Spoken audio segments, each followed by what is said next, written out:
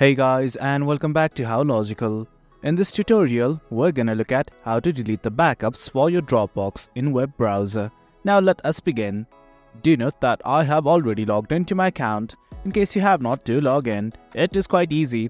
If you don't know how to log in, we have created a video regarding that as well. Now let's simply look at how to delete the backup. On the navbar on the top, you will see these dots. That's a button like this. That is in fact Dropbox apps. Simply click on it. And from here, as you can see, lots and lots of options. But what you guys need to do is simply click on this backup button right here that is under this explore more section.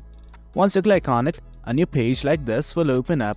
Well, from here, what you can do is simply look at all these folders that is in fact your backup. Now right here is a backup that I had previously created. Let's say I want to delete this one. At the right section of this backup, you will see these three dots. Simply click on it.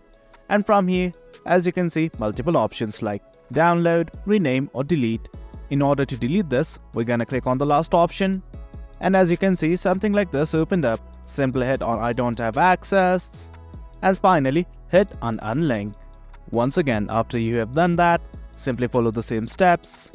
I'm gonna click on this right here and hit on delete. Finally, hit on continue.